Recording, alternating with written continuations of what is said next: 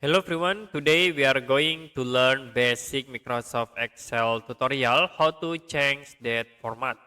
So as example I will create that indeed like 02 slash 02 slash 2025.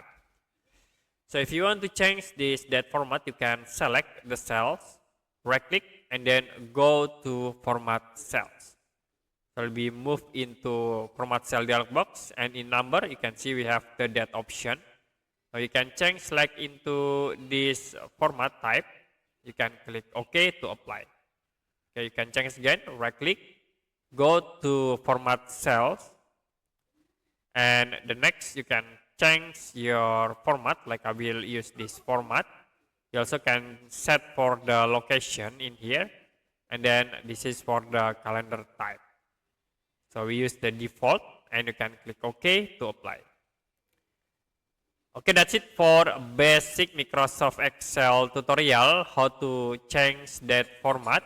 If you have any question about tutorial, you can comment below this video.